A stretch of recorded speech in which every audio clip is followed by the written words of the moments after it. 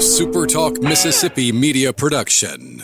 Looking for an affordable new home? Wyndham Mobile Homes is what you need. Discover all our spacious models, perfect for every lifestyle. Your dream home is waiting. Visit Wyndham Mobile Homes in Corinth today or online at wyndham-homes.com. Oh, yeah.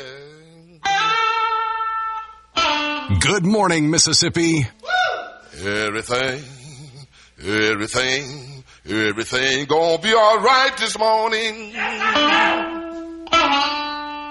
Mornings with Richard Cross. Oh, yeah. Here on SuperTalk Mississippi. Woo!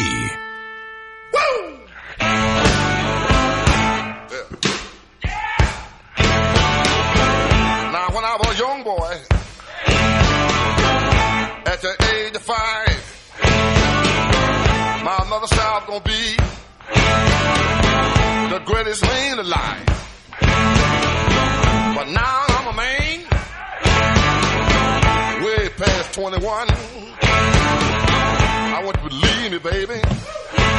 Thursday morning, welcome aboard. It is Mornings with Richard Cross on SuperTalk Mississippi. Appreciate you being with us to start the day. A little chilly out this morning.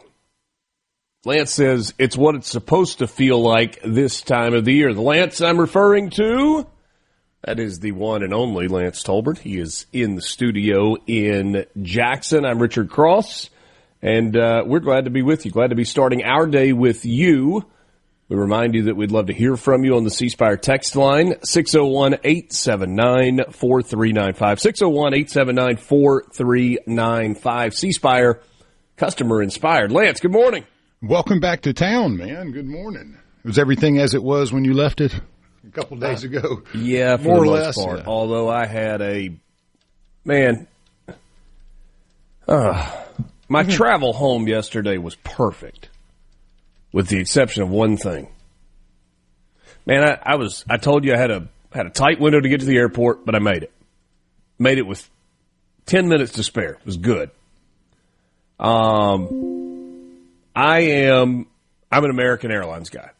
I mean, I will go out of my way to fly American. I know people are passionate about other airlines. That's what I fly.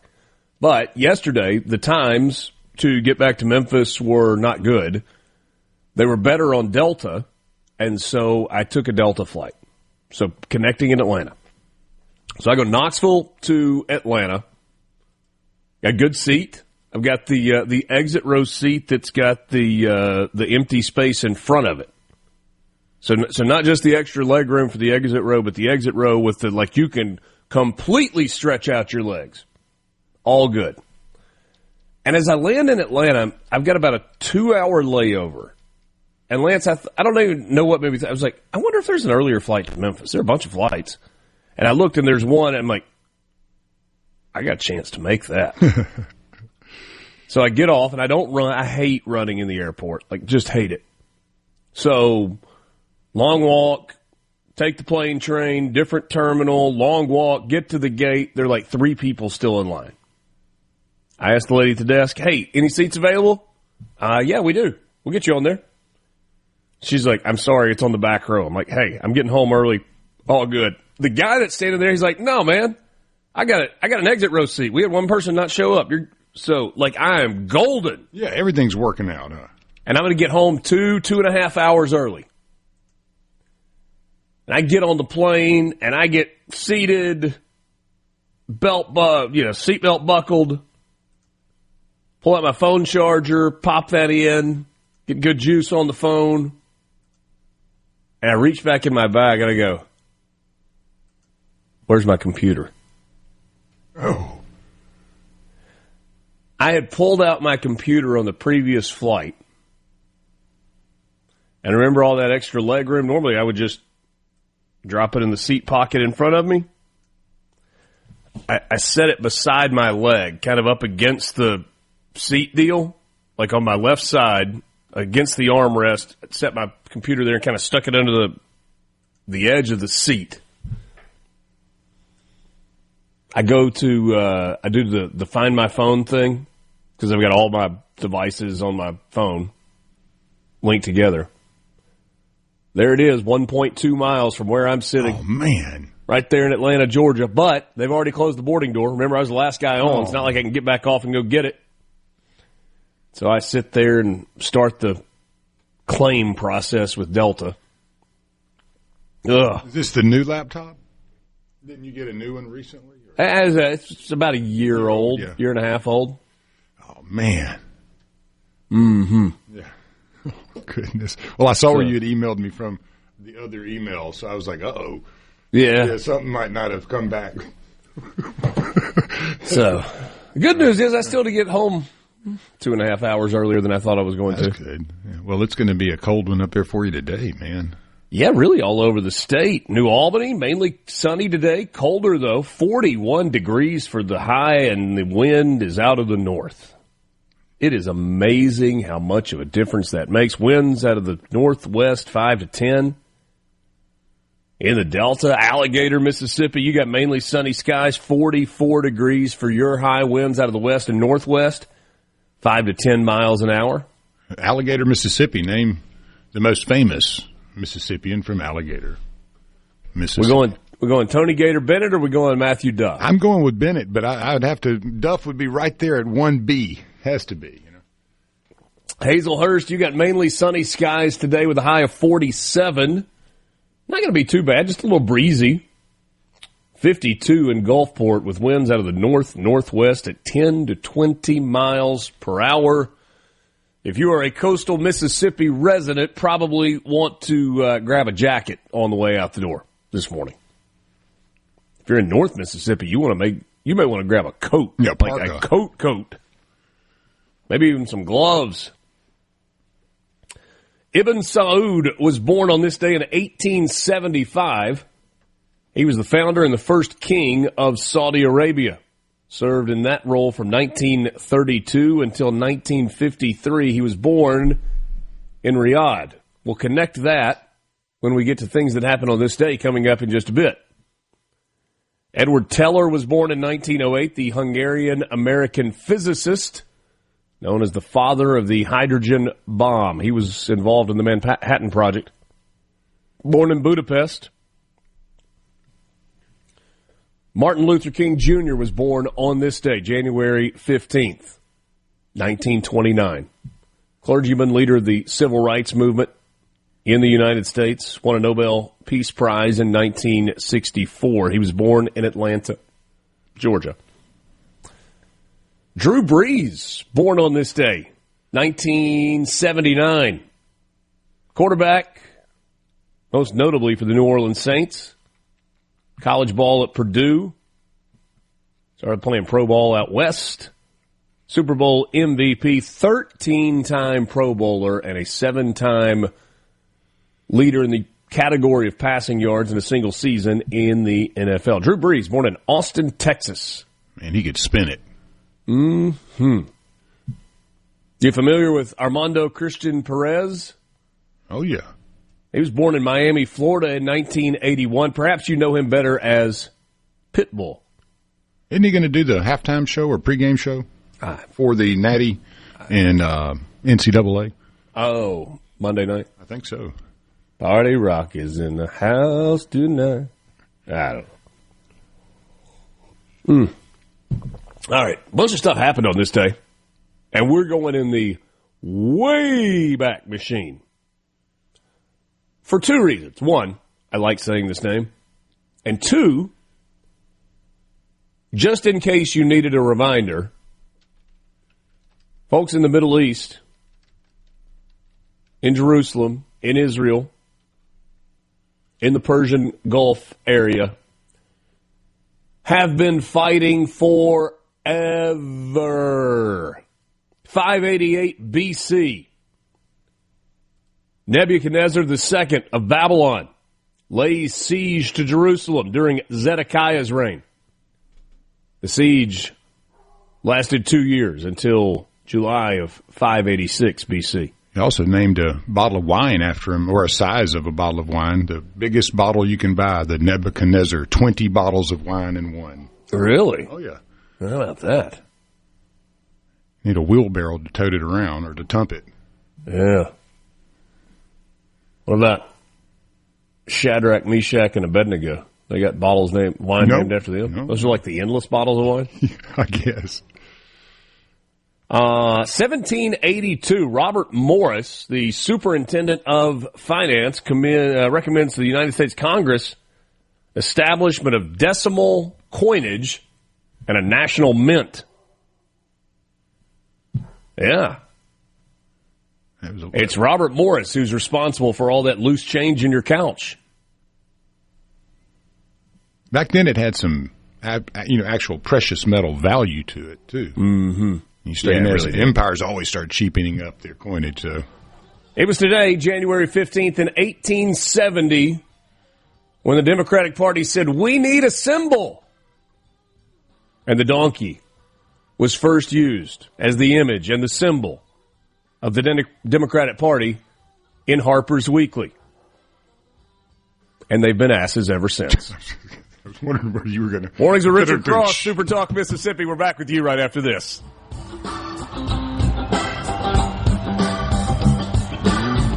See them smoking around your kitchen door.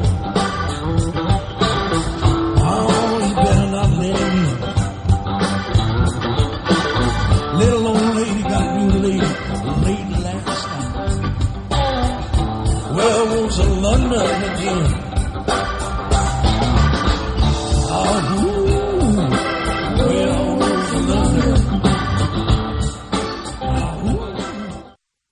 From the Venable Mornings with Richard Cross on Super Talk, Mississippi.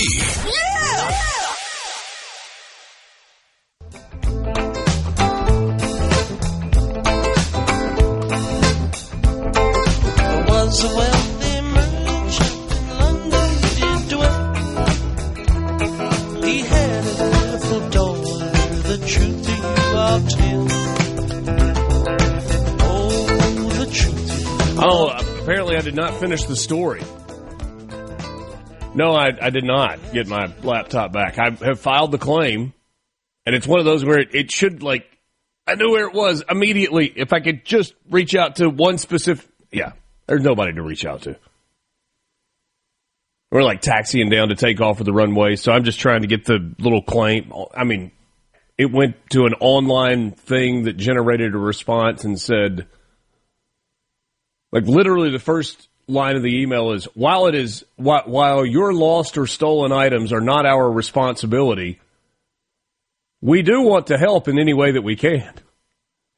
They just want to set the expectations right. Just so you know, this ain't our fault, but we'll help you if we can. Wouldn't it have been easier to drive? Oh. In that vehicle you have, it probably drives itself, huh? You know, I don't have the, what is it, Blue Cruise? Is that what it's called? It was a Ford? Yeah. I'd seen a commercial a few months ago, and it looked very intelligent, you know? Yeah.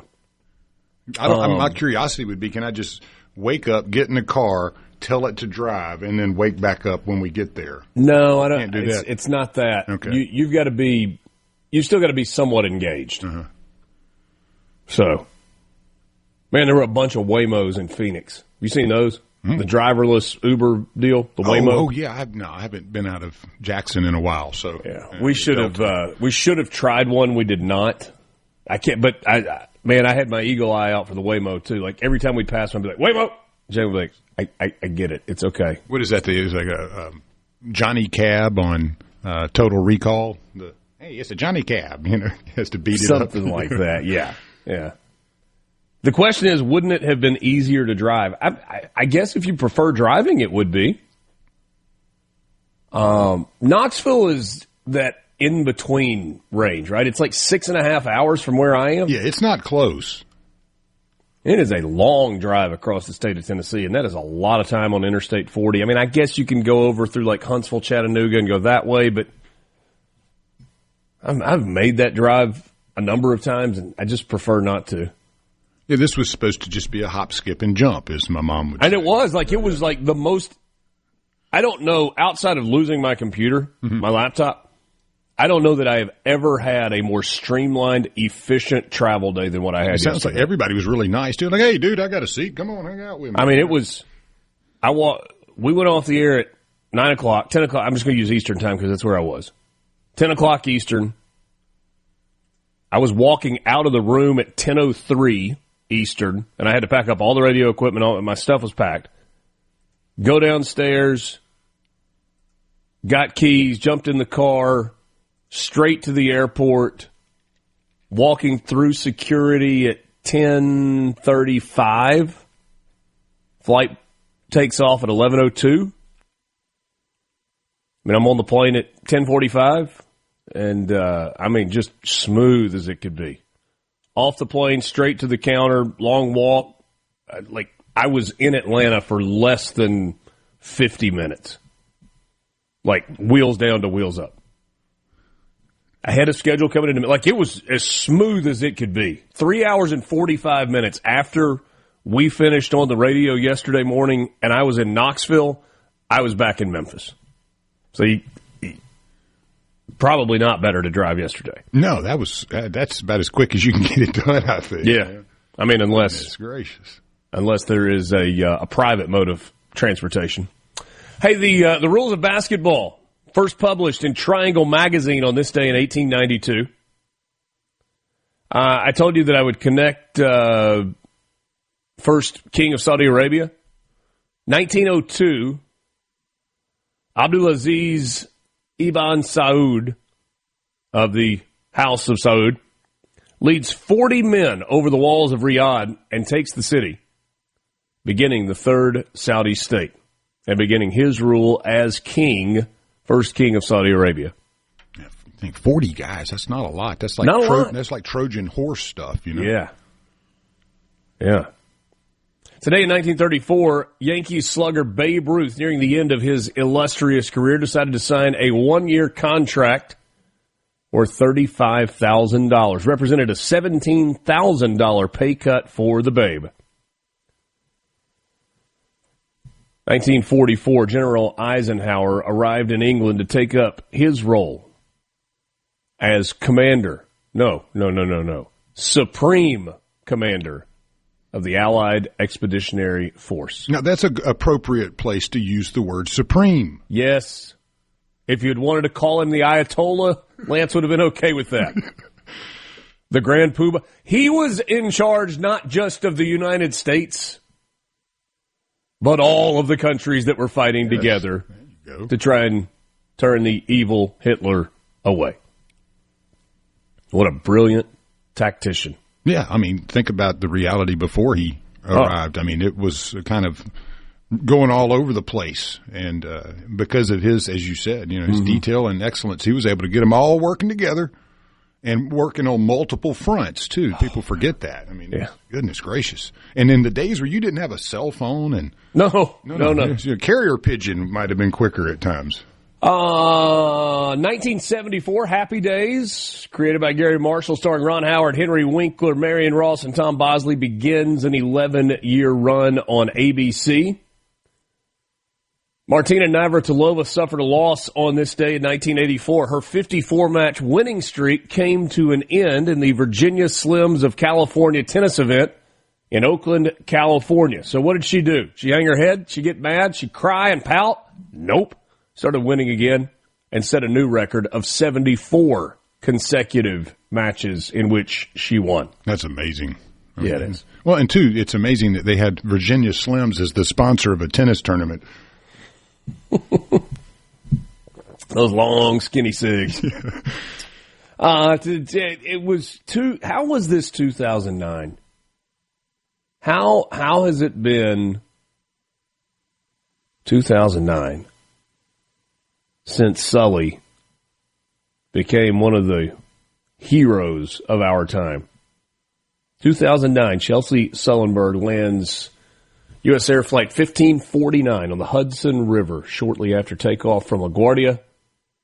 All passengers and all crew survive in what becomes known as the Miracle on the Hudson. And finally, 2 years ago today, Elton John became an EGOT. That is when you hit the quadfecta for major American entertainment awards. He won an Emmy for the television special Elton John Farewell from Dodger Stadium, meaning that on his shelf he has an Emmy, a Grammy, an Oscar, and a Tony. Elton John. Congrats, friend. Pretty good entertainer. Yeah, man. Well, the song "Saturday Night's All Right for Fighting" always gets me when I listen to it, and you know that it's Elton John singing it. Saturday. I don't think he's ever been in a fight before, but it's a heck of a song. Yeah, good song though. All right, a couple of news headlines. We've got much to discuss. Legislation has been introduced in the Senate to alleviate some of the financial burdens in the agricultural industry. State Senator Neil Whaley, he's a Republican from Potts Camp, brought forth Senate Bill 2272 yesterday, aimed at helping farmers and loggers save money when purchasing supplies. The bill would remove the 1.5% sales tax currently levied on agricultural equipment. Tax exemption would apply to farm tractors and farm implements used directly in agricultural production, including equipment to raise poultry, livestock, fish, crops, and ornamental plants. What's an ornamental plant? Ornamental? I mean, it'd be like something for decor solely, I would imagine. Well, I know. I mean, I know what ornamental means. I'm like, what's an example of an ornamental plant? Yeah, like grass. Cactus? Well, yeah, you got like ornamental grasses and that kind of stuff, that pampas grass and all that. The exemption would also cover parts and labor to maintain or repair the equipment as long as it's used on the farm. Extends to logging, pulpwood, tree farming, along with related parts and labor, provided the machinery is self-propelled or permanently attached to self-propelled equipment. Under the bill, the Department of Revenue would create a commercial farmer permit. Farmers would need the permit to qualify for the proposed tax breaks. The legislation has been referred to Senate Finance. They've got to approve it before it can go to the full chamber for a vote. Elon to the rescue. Iranian demonstrators' ability to get details of bloody nationwide protest out to the world has been given a strong boost with SpaceX's Starlink satellite internet service. They have dropped their prices to zero. The move by the American aerospace company run by Elon Musk follows the complete shutdown of telecom and internet access to Iran's 85 people on January 8th. SpaceX has not officially announced the decision, didn't respond to a request for comment, but activists told the AP that Starlink has been available for free to anyone in Iran with the receivers since Tuesday, that the company has pushed a firmware update to help circumvent government efforts to jam the satellite signals. You go, Elon Musk. From theseabrook.com. Mornings with Richard Cross. People want to hear the truth, man. That's what we're going to do. Super Talk, Mississippi. I can tell by the way you smile when it's rolling back. Come wash the night down clean. Mornings with Richard Cross, presented by Community Bank. Rooted in our community, communitybank.net. Thanks for joining us. Today is Thursday, January 15th. Last night in Athens, Georgia. Jiffin to Storr. Storr with 3 to shoot. Turnaround, jumper, no good. Rebound, follow, yes! What a foul! Ole Miss with the win on Pat Pinkins' tip. And the Rebels. Ole Miss on the road playing the highest scoring offense in the SEC in the Georgia Bulldogs. Rebels were a road underdog, but they emerged victorious in overtime after the putback by Patton Pinkins. It just kind of fell in his lap. It wasn't really a shot as much as almost like just kind of pushed it up into the air, falls right through the middle of the net. And Ole Miss wins 97-95 in overtime. 27 points from A.J. Storr, following up his 26-point performance in the win against Missouri. He played 38 minutes in the game last night, hit 11 shots, and, boy, he was a difference maker. Another difference maker for Ole Miss, Travis Perry, off the bench, 14 points, including 4 made three-point baskets. The freshman Patton Pinkins finished with 18 points. He was 7 of 9, including 3 of 3 from behind the arc. Elias Comardine finished with 13 points, but he had to sit a lot of the second half with foul trouble. He also had 6 assists in the game. Ole Miss only turned it over 9 times, which is a big part of the reason that they win. Georgia got a massive scoring performance by Jeremiah Wilkinson.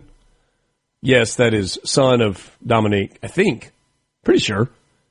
32 from Wilkinson in the game last night, but not enough. Georgia missed a free throw. Ole Miss goes racing the other way. Came up with some clutch defensive stops, but it really wasn't like playing long defense type stops. It was steals and yankaways or takeaways, however you want to describe them. Big win. Evens up the SEC record at 2-2 for Ole Miss. Did you watch any of that, Lance? I saw the highlights of it, especially the ending there. It was pretty wild. Pretty wild, yeah. Ole Miss did not have the only buzzer beater last night in the SEC. Can you imagine? At the half, LSU led Kentucky by 16. Chip away, chip away, chip away. LSU, theme here, misses 2 free throws. 2! 2 free throws missed. Kentucky inbounding underneath its own basket with 1.6 to play. Long throw in, caught by Marino, the jumper, got it! The Cats come back to win! Down 16, LSU gives up the lead completely. Kentucky wins it 75-74. If you remember Duke versus Kentucky in the Christian Laettner shot back in 1992? 91 or 2, yeah. 91, 92. It looked almost identical to that play. Pass was a little long, just over the hands of the defender. Kentucky guy catches it high in the air, spins from about the free throw line, nothing but the bottom of the net. So an exciting finish there as well.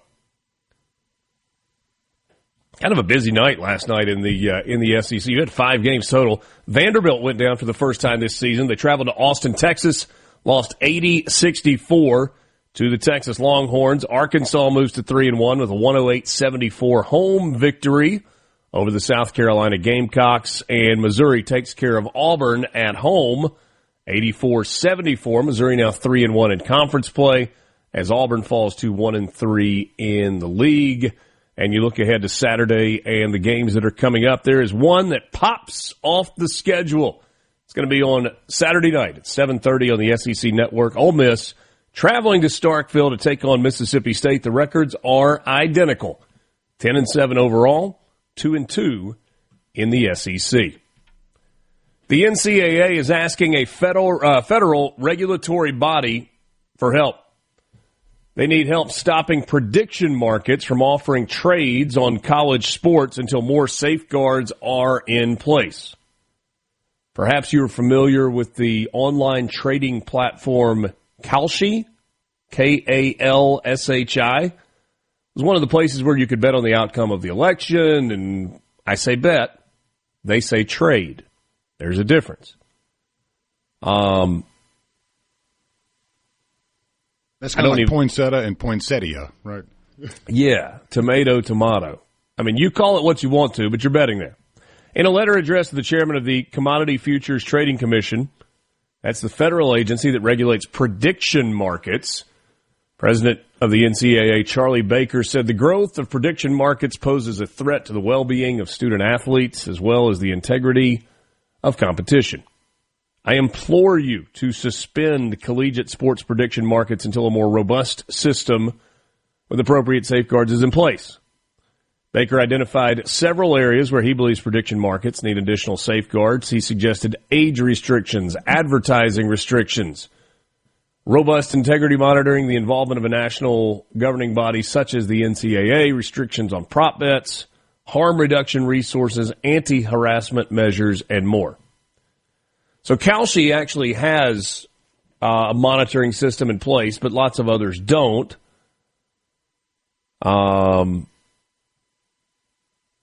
want geolocation for the bettors, so you know where the bets are coming from. I mean, I guess you don't want them coming like straight from Moscow or whatever. No, yeah. Remember the Bohannon story too, and he was. You don't want that either.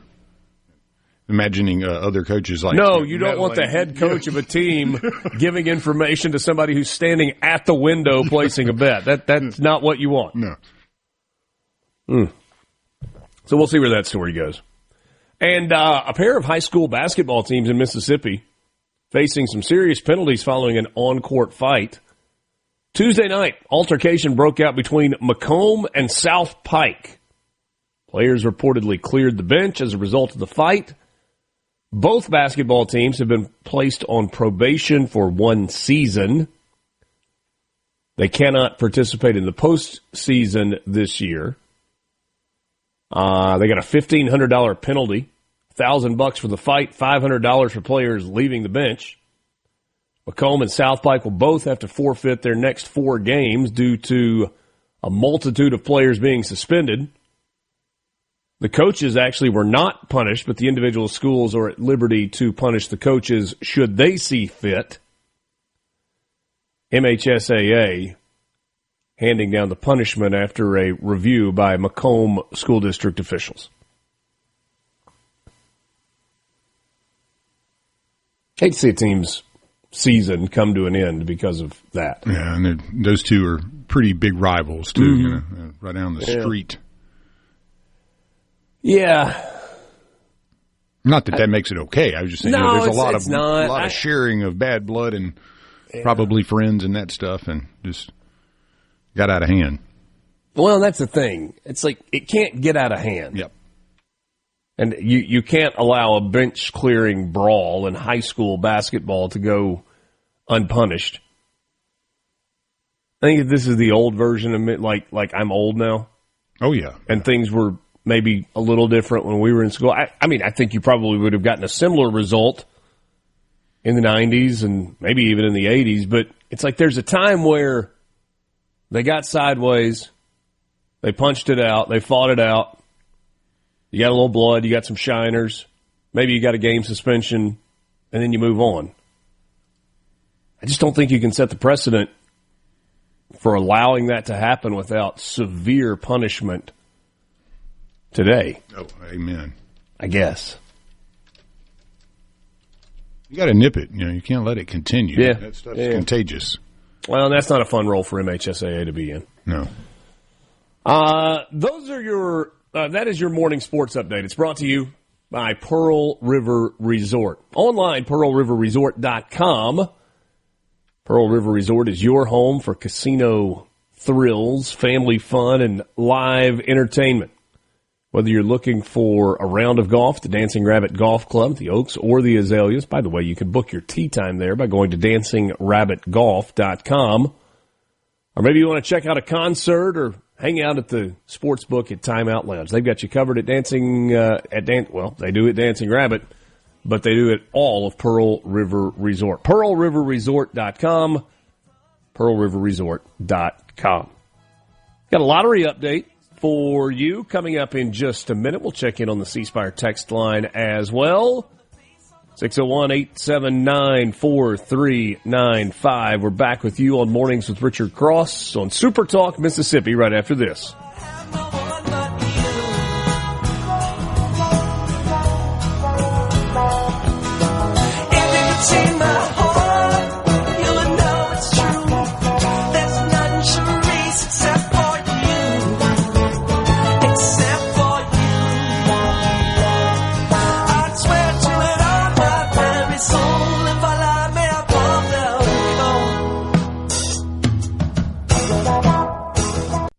Venable glass. What are we going to do? Rise and shine with information and insight. Check it out. Mornings with Richard Cross. Super Talk, Mississippi.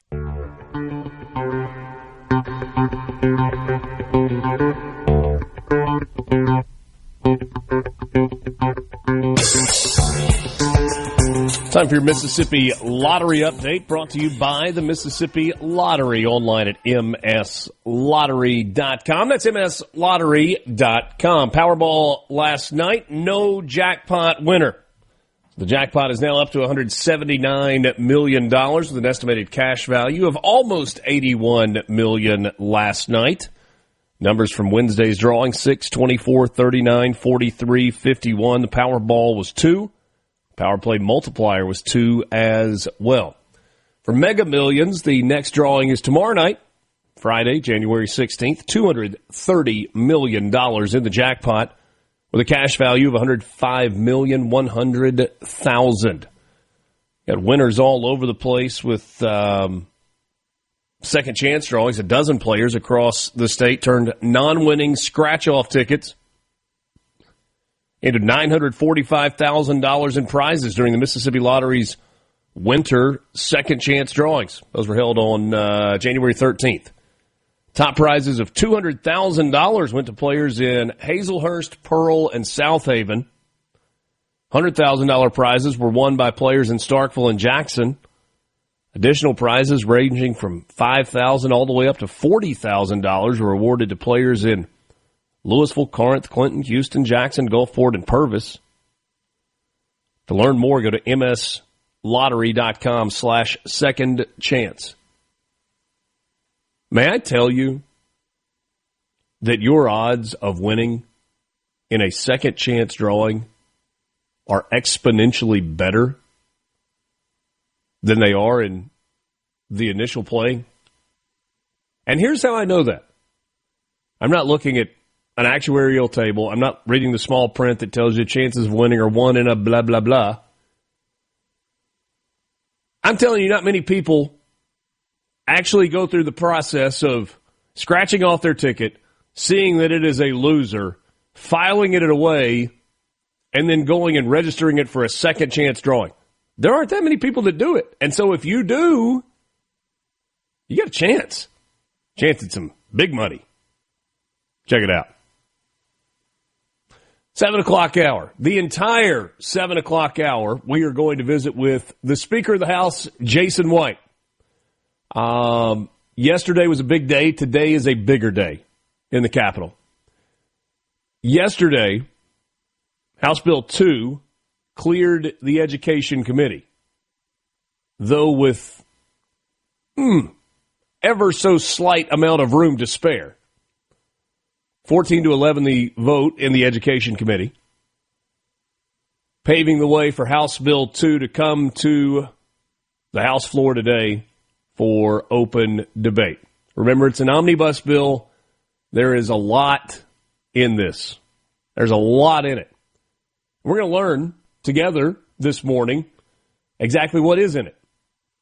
What is that debate going to look like? What does the vote in the committee room to advance this bill, the closeness of that vote, what does that signal for us as this debate comes to the floor in the House? And don't let me be a cynic here. Please hold me accountable here. Do not let me be a cynic. Because the cynic in me says, what's the point? Because even if the House passes this bill, Dennis DeBar told us yesterday, not happening in the Senate. It's just not. So, what's the answer to the cynic in me? It's the process, right? You've got to go through the process of openly debating the legislation, deciding what's good in it, deciding what needs to be worked on, deciding what's just plain bad and needs to be removed. They moved a pretty significant provision yesterday in the House Education Committee. About $130 million worth of cut that was going to take money out of the pre-K program. Something that the Senate chairman told us about yesterday. And when the Legislative Budget Office passed down their, and that's one of the parts of the process, and I'll be honest with you, until a year ago, I don't think I knew that this was exactly how it worked. But our elected officials can do all the work to come up with a bill, but regardless of the content, there's a question. And the question is, well, what's it going to cost? And so you've got the Legislative Budget Office who examines the bill and runs all of the numbers, and then they hand it back. Well, in the report from the LBO, I discovered that $130 million was going to come out of the funding of pre-K programs, meaning Head Start and early learning and all of those things. And everybody kind of went crazy yesterday, or in for a 24-hour window, and so they quickly amended the bill, got that out of it, cleaned it up, and ready to move forward. So, what does the process look like next? As it comes to the House floor today, the Speaker of the House, Jason White, will join us in just a couple of minutes for the entire 7 o'clock hour. You got questions? You can send them to us on the C Spire text line, 601-879-4395. We're back with you after the news. The views and opinions expressed by the hosts, guests, and callers on this show are not the opinions of TeleSouth Communications, its management, or advertisers. Hey, how's it going, man? The news you need. Every 10, 15 minutes, there's something. The talk you love. They really talk about the things that matter. I'm into all that stuff. Mornings with Richard Cross. Super Talk, Mississippi. Oh, but it looks like I'm going to live. Now I go to the House of Representatives and they vote on me. If they vote yes, what happens? Then I go to the Senate and the whole thing starts all over again. Oh, no. Oh, yes. I'm just a bill. Yes, I'm only a bill. And if they vote for me on Capitol Hill, well, then I'm off to the White House where I'll wait in a line. With a Welcome back. Thursday morning, 7 o'clock hour. It is Mornings with Richard Cross on Super Talk, Mississippi, presented by Community Bank. At Community Bank, we're more than just a place to manage your money. We're your neighbors, your partners, and your trusted financial advisors. For decades, we've been rooted in our community, helping families, small businesses, and individuals achieve their dreams. Whether it's opening your first savings account, planning for a brighter future, or growing your business, we're here every step of the way. We're dedicated to our customers, committed to your success, and always here when you need us. Community Bank, rooted in our community. Member FDIC. We want to hear from you. The C Spire text line is open, 601-879-4395. We'll try to work some of your questions in our conversation during the 7 o'clock hour with the Speaker of the House, Jason White, who joins us right now. I do remind you that our 7 o'clock hour is brought to you every day by MWG Employer Services. Running a business is tough, and if you're struggling with HR benefits and payroll, you're not alone. That's where MWG Employer Services comes in. They can provide a full range of employer services plus a custom plan that fits you. 601-206-7966 or MWGEmployerServices.com. Mr. Speaker, good morning. Good morning, Richard. How are you? Doing well. Thank you for your time. I always enjoy these conversations. And is there anything going on at the Capitol today? It's just a little bit. Well, you know, the mayors are all in town for the municipal conference. Yeah. So it's plenty going on. It's plenty going on for sure. Yeah, there's no doubt. And education has absolutely dominated the conversation for the first, I guess, week and a half now since you guys gavelled back in. There's always something that does, right, that is the early big issue that seems to garner all the first the attention for the first week or two, and then it kind of settles in a little bit. That absolutely, though, has been education this year. I think so. It's kind of like the ball game analogies of, you know, big game, and you hear you announcers like yourself talk about after a series or two, then everybody settles into the game. We got to figure this thing out. But yeah, obviously that's been a big issue on the Senate end of the building as well as on the House end, and my job, you know, today and in the coming days and weeks will be to try to find common ground on those issues, not only in internally in the House of Representatives, but with our friends in the Senate, and find what's best for Mississippi. Oh, not just on education, but on lots of things. But you're right, that has been the big topic out of the gate, and I think things will settle in here. The Senate has passed several pieces of legislation that first week, several of which deal with education. So right. We'll probably get our main education bill behind us this week, and then start to really seriously look at the things that they've sent us in that realm, as well as other things that we've got, already, whether it's some of our PERS legislation or our first responder stuff or CON stuff. Like, there are lots of other things brewing out there. They don't take the oxygen out of the room like education does, but especially when you move around as many pieces on the board as what we're trying to do and what we're proposing. Well, and I think maybe that's the best place to start. You go with an omnibus bill, and there is a lot in here as opposed to a bunch of smaller pieces of legislation. Sometimes that's good. Sometimes it's less good, or people get frustrated with that because they're like, well, why can't we just vote on each issue singularly instead of having all of it in one where it's just yes or no? Is this a strategy or a philosophy? You kind of did that a year ago with a House Bill 1 had a lot in it, and you said, let's put it all in one and pass this together. What's the rationale behind the way you have approached that, not just this year, but kind of in your tenure as Speaker? The rationale for us has been,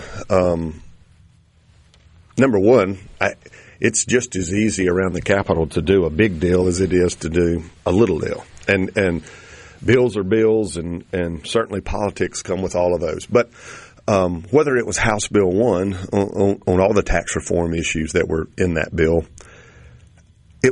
you were moving such big pieces around. We thought you had to show people, not only members of the legislature, but the public in Mississippi, the whole picture. The whole picture. Not, hey, if we pass this bill, trust me, we're going to pass this one. And they play off of each other, and they complement, and they do this, and they do that. We thought that tax reform package, so much of that, one piece really kind of depended on the other. Because you had to have dollars that either offset or replaced or whatever. That's right. And it made a lot of sense to me in that situation. All right. Take that analogy, if you will, set aside for a minute, and fast forward to this one. There are a lot of moving parts and pieces to House Bill 2 this year, our education freedom package. That centers around I'm not asking people to trust us that we really want what's best for education. I put in the bill what I think are the best things to not only prove a point, but to say, here's the product that we want to put on the field here. Not just some education freedom for families, not just that, but all these other things. And saying, I'm putting my money where my mouth is. I'm showing you what my priorities are. There's almost 60 to 70 million new dollars being spent in public education. Now, I'm not bragging on that. We're trying to hold costs down. But if folks think that money equals priorities, this bill includes the M3 math initiative that MDE has long sought, another literacy initiative that takes third grade reading gate for 4 through 8. Pilot programs for JROTC programs to be started in our public schools around the state, at least one in every congressional district to get started, and hopefully many more. Lots of pieces like that to say, here's the overall picture of how we see it. This idea that it's about leverage, we probably purposely kept our conversation and potential legislation about a teacher pay raise out of this bill to simply show this isn't about leverage or a bait and switch or a gotcha type vote. You got to be for this policy to vote for this bill. There's no question about that. Let me interject there because that's where I wanted to go next. There are two things that stood out to me as I don't know if this is good as it relates to this bill. One of them was corrected in committee yesterday, and that was when the Legislative Budget Office came back and said, hey, this is going to cost $130 million that is currently in pre-K, Head Start, that piece. That was fixed in committee yesterday, and you may want to explain that more. And then the fact that there wasn't a teacher pay raise in here, though there was a teacher assistant pay raise in here, it felt to me like that missed the mark. I've had people tell me that is something that is going to be addressed, but perhaps in a separate bill. Yeah, but simply because a teacher pay raise, to do a teacher pay raise that is meaningful and teachers feel and appreciate and know, is a lot of money. And it is a recurring, obviously, expense. So you have to really seriously consider what that looks like. Okay. For every $1,000 we raise assistant teachers, which, by the way, are the lowest in the country paid, we would get them from 17 to 20 starting out, $3,000. But for every $1,000 is almost $11 million recurring annually. So and there's a far smaller number of assistant teachers than there are actual teachers. So if you talk about a full-time teacher pay raise, you're talking about significantly more money. Yes, sir. I think the pay raise bill that the Senate sent over is $130-some-odd million. Now, that also includes community college and IHL as well. Right. But it's also and that was for a $2,000 bump. That was for a $2,000 raise. I think the last one we did, Richard, was a $5,000 raise. And again, hey, we got extremely competitive when we did that $5,000 raise with our other southern states that we really compete with. They have all upped the game and gone back now, and right. It's kind of like an arms race, and now they're well, and to his credit, Chairman DeBar yesterday said the $2,000 on that pay raise for teachers was a floor. He said we wanted that to be the starting point, and hopefully we can get beyond that with the goal of getting to another $5,000 raise. He said, but that all has to be debated. Just put that out there. Yeah, I listened to him. We all listen sure to you, Richard. Did. But that's very kind. I appreciate that. But that idea about the $2,000 and that's our starting point. That is a reflection of the blowback they got from the teaching community over what was perceived as a paltry $2,000 raise. I'm not saying that. I think that's real and significant money, and I think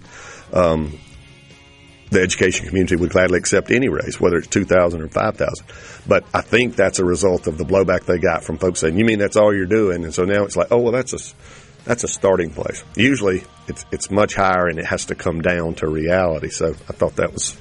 I don't know. They can explain their policy as we move forward, as folks digest it. I thought it was a good starting place just for the negotiation that I hope takes place with the Senate. Jason White, Speaker of the House, is my guest. 7 o'clock hour. We're back with you right after this. Mornings with Richard Cross, SuperTalk, Mississippi. From the Venable Glass Traffic.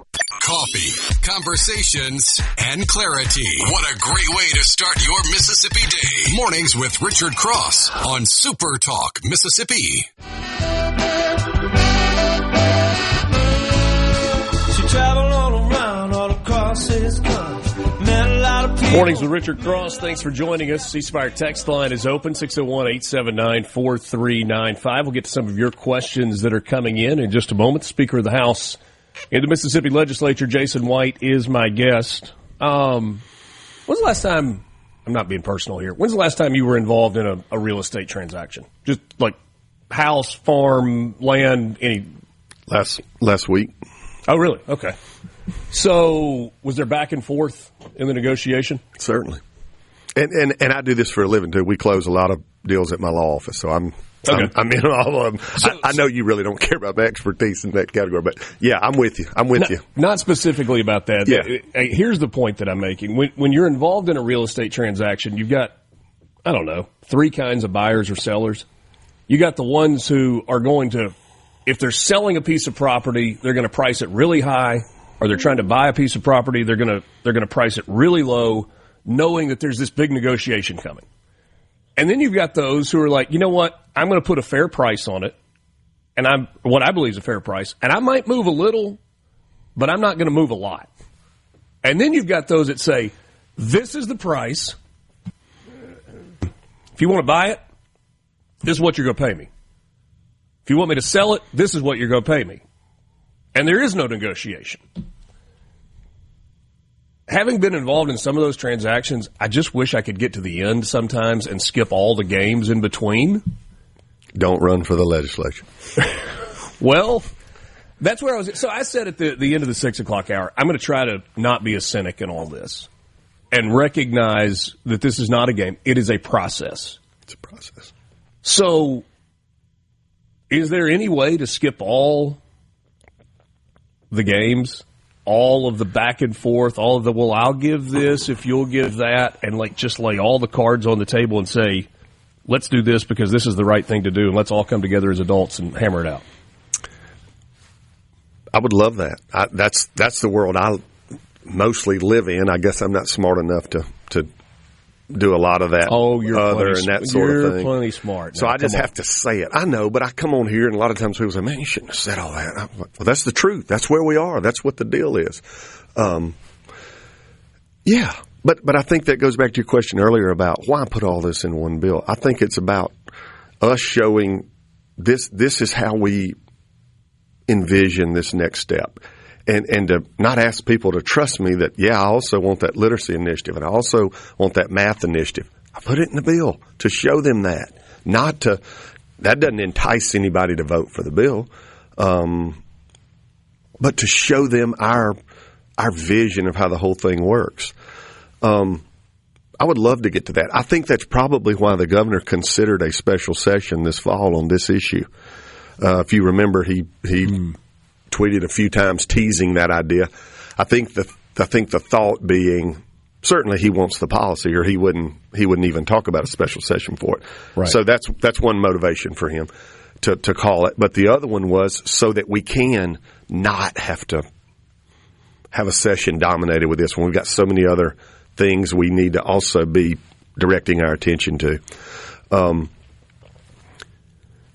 I know you will not that speak didn't happen. for. I say I know you will not speak for the governor, but do you think ultimately he thought this needed to play out in a legislative session as opposed to making it a single issue special session? Probably so. I mean, he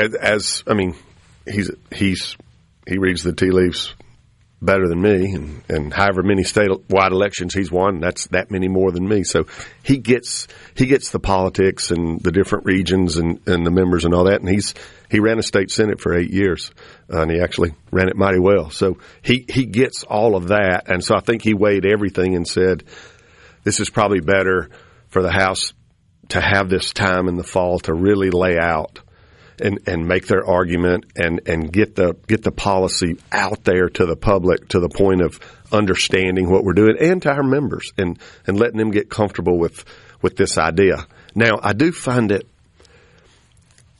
not ironic, but it is a little bit strange that the same people that voted and sent my House members to the House of Representatives voted to send state senators to the Senate. And I can't believe that the voters picked one set of lawmakers that are so open-minded and willing to take that next step, but then sent a totally different set to the Senate. Now, certainly, the Senate pitches themselves as the deliberative body and slower and methodical and all this, though they debunked that myth, last week, the first couple of days of session, and spent over $1 billion of money that they couldn't find last year in March when we were trying to fund local projects. But that's another thing. You just can't help yourself, can you? I can't help myself. It's there. It's. Again, why'd you say that? Well, that's how it played out. That's the real deal. But, they've got their way of doing things, and I respect the fact that they're all elected and that our lieutenant governor is statewide elected. They'll all have to answer for their politics and their positions on these bills and on this bill. And they don't need Jason White or anybody else telling them how or what to do. They're perfectly capable of arriving at their own conclusions. But if we had taken the notion of the signals we get, which is we're never doing that, you can forget it, you're on a fool's errand because we're not going to touch that. I heard the same thing about the funding formula and about House Bill 1 last year and eliminating the personal income tax. I heard those same signals, and then everybody showed up for the bill signing when the governor signed those bills, and those things became law. That's not a victory lap. I'm just saying that's the reality of where we were. So in the House, I have a lot of members that say, well, what's the Senate going to do if we pass this bill? They're not going to take it up. That may be true. And they'll have to answer to their voters for better or worse. Like I said, they've run as many elections as I have and know what they're doing. But I think when you look at it this way, you've got a sitting president, your sitting governor, both wildly popular, both reelected, Ruby Red State. You've now had the Republican Women Federation of Mississippi endorse House Bill 2. You've had the Baptists, the Catholics, now our Pentecostals have all issued letters of support for House Bill 2, put that on everybody's desk. Our statewide leaders, absent one or two, have issued public statements or letters or social media posts in favor of House Bill 2 and school choice. So a lot of the business community has as well, and it seems to me that I encourage people to look at the people that signed that 101 business leaders letter urging action on more school choice for parents. Look at who those people are. Those are people that have historically not only supported public schools with their mouth and with their businesses, but with their pocketbook. This isn't people who want to destroy public schools. Most of them are huge supporters. Past school board members are current. Like, this isn't some right-wing conspiracy that I've seen from supposedly out-of-state interest. That's not what this is. This is about something that might fit for Mississippi, and this is the House's best attempt to find that sweet spot. If we're wrong on some parts of it, maybe the Senate's going to show us that and say, here, we can't do this, but we could do it this way. This makes more sense for my people. And as ugly and as drawn out as that process is that you alluded to early, that's probably where we derive our best product. It's not fun to watch. I tell people, everybody thinks they want to come see it. They probably don't. It's the sausage factory analogy. But I think it's designed that way for a purpose, for those guys and girls on the other end of the building to have their say on the bill, and they will. And then we see where we get in the middle of that. But this idea that it's totally off the table, I just can't believe that voters will sit around and say, oh, okay, it's just totally off the table. Because enough people are asking for it, enough really smart people who are plugged into Mississippians and Mississippi businesses and the education community. When you get past all the noise and you keep it about families and kids, it's easy to come down on the side of we need to do something here and at least take an initial step in this direction. All right, so the crux of the issue, and you're not going to have time to answer this before the break. We got about a minute and a half until we got to take a quick timeout, is the way people are describing it, public money for private schools. Taxpayer dollars going to private schools. There is consensus, although maybe some differing opinion, on the portability piece, but both the House and the Senate appear to be open to the idea of portability when it comes to district-to-district transfers. Opening that up, kind of formalizing that process, making it the same for everybody across the state. But the Senate, and Chairman DeBar said yesterday, he said we are absolutely not for the idea of public money going to private schools. And he even raised a constitutionality concern about public taxpayer money going directly to private schools. I think that's where we need to pick up on the other side of this conversation, because that's the biggest debate point. How do you get past that on the House side? Is there a middle ground that makes sense? Do you believe that the Senate is locked in on that position with no wiggle room for debate at all?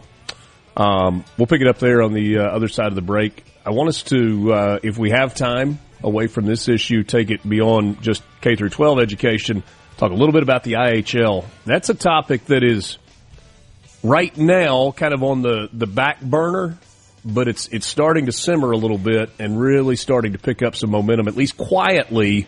Is that going to be a bigger issue as the session goes along? Jason White, Speaker of the House, is my guest. It's Mornings with Richard Cross, SuperTalk Mississippi. Streaming online at supertalk.fm and SuperTalk TV. We're back right after this.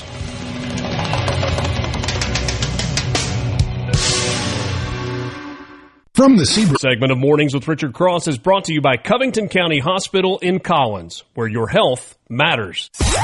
You're waking up to what matters. Mornings with Richard Cross on Super Talk Mississippi.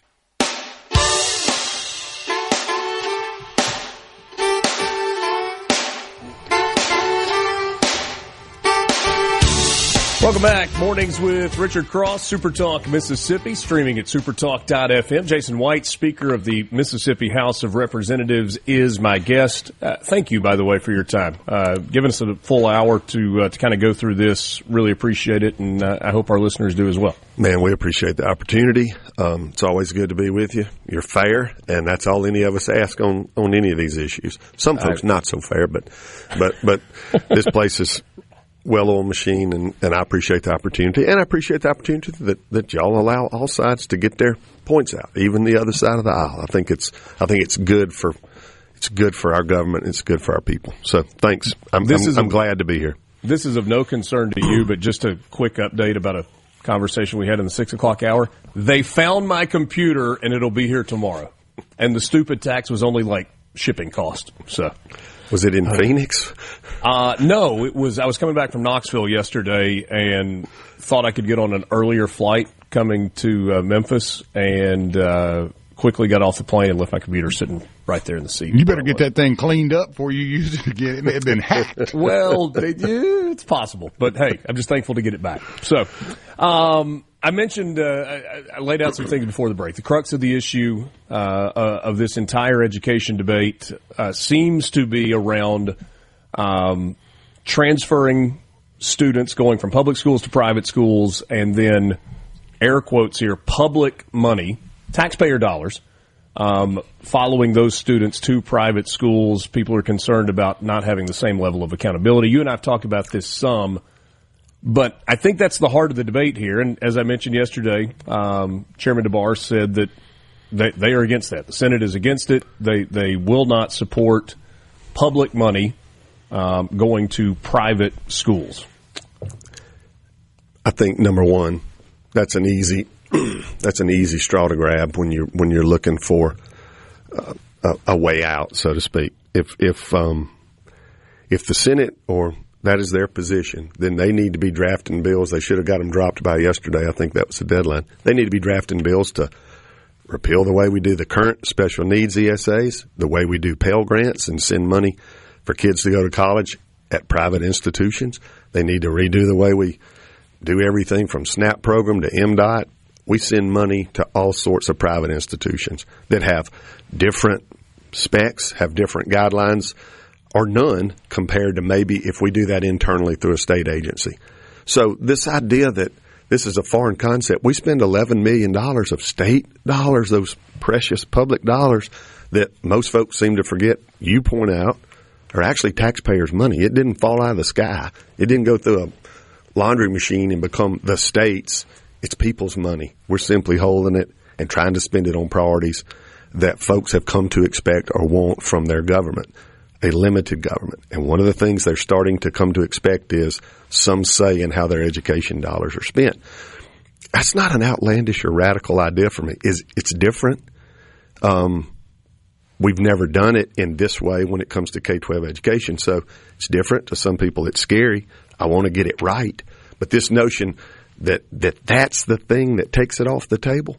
Most reasonable people are past that, and the folks that are holding on to that are grasping for straws there, because that's not a disqualifying factor. You mentioned the constitutionality of it. We're not talking about sending money to schools. We're talking about giving parents some of their tax dollars they've paid in back, wherever that money, whoever paid it. They're going to have an ability to direct some of those tax dollars. But most people won't ever avail themselves to this program. This idea that we're going to have this wave hit us and everybody's leaving a public school or everybody's leaving this public school and going to another one. Statistics and the facts bear out from other states, Richard. That has not been the case. And this idea that we can't track the money and can't see that, hey, they actually did use it at this school. And once we get past that public money to a private school debate, if you get somebody over that hump, then they start screaming about accountability. What they never acknowledge is that there is the ultimate accountability today with private institutions, whether they're a school or a grocery store, because people vote with their feet and their money. If a product is not good, they go find something that's better, that they think fits them better. So there's true accountability with private schools today. If you don't believe it, look at how they compete. They don't just throw those ads in Mississippi Magazine and the Clarion Ledger and online on y'all's place for any reason. They're competing for students. Look in the metro area itself. real. So the that's real accountability. The education student accounts, the ESAs, or as you call them in this bill, the Magnolia student accounts. That's the workaround on the constitutionality piece. It's not direct money going to private schools. It's money going into accounts that parents can then direct to their child's education, be That's it public correct. or private. That if you want to call it a workaround, I call it that's simply the mechanics of the bill. But for my friends in the Senate if they're hung up on the Constitution, they need to get on that ballot initiative bill that they've been so stubborn and reluctant on. So if we're going to really cling to the Constitution, let's cling to all aspects of it that we can't seem to find consensus on down there. And again, I had to say that as well. Do private schools want this? Most do. They're concerned. They're concerned about admin creep. This idea that, hey, we're going to take state dollars, and all of a sudden the state's going to come in and say, you got to remove this Old Testament class, or you got to remove, and so, or you have to test in this specific way if you're not currently doing it. I think is one of the concerns as well, because different private schools have different philosophies on the way they test and measure the progress of their students. Sure, but what they have said from day one is, you want to compare us, let's get up the ACT scores and we'll compare all day long.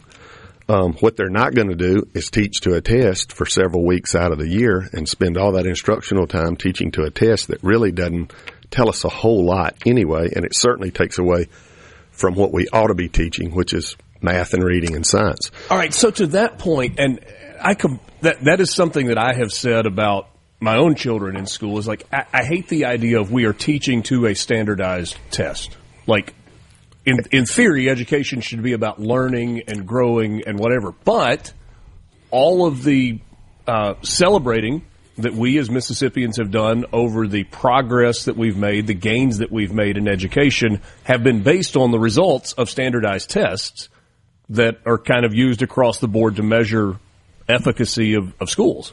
That's right. And so I have trouble making those two things dovetail.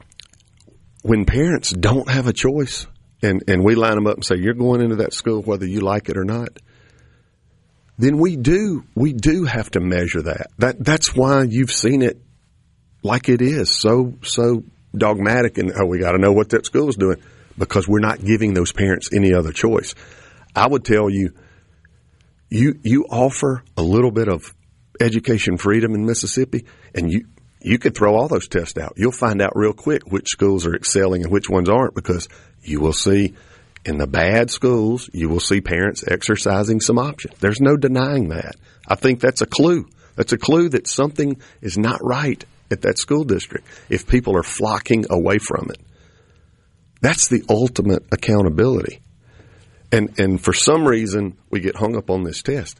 But in today's, where we are today in K-12 education in Mississippi, that's why MDE focuses so much on the test, because we've got to know that's that kid's only option. That's why House Bill 2 has waiver requests of the federal government, of the federal U.S. Department of Education, to get away from as many tests as we can in the public school setting. Now, I was beat up by the pro-education folks for wanting to remove as much testing as we could, because they said, they're just removing all accountability. It's not that. It's teachers. The number one thing public school teachers have asked for is less testing, less red tape. Part of House Bill 2 attempts to address that, not only with a federal waiver for most of our testing, but a federal waiver for the way we receive our federal funds and not having to jump through so many hoops with compliance. And it's more of a block grant coming down. Iowa's just got approved. We hope to be the second or third state to have that approved as well, to free up MDE to not have to spend so much time with the federal money in Title 1 through 5, I think, and can kind of administer that as they see fit. They know what they're doing over there when it comes to that. And we don't need that federal overreach there.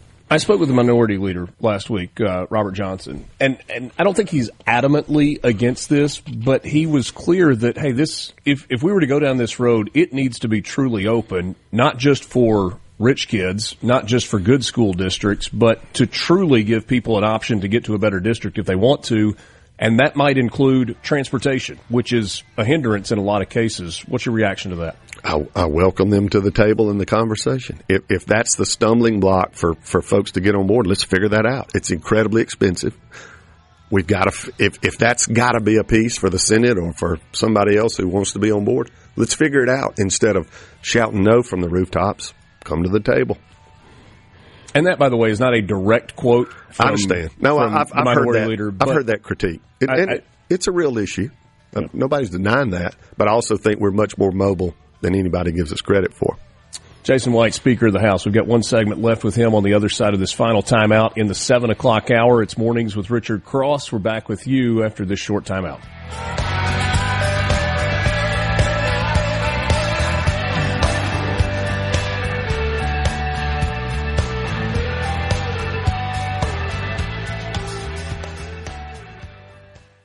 From the Venable Mississippi, you heard it.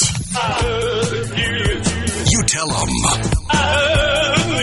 I know you heard it. Right here. Mornings with Richard Cross on SuperTalk, Mississippi.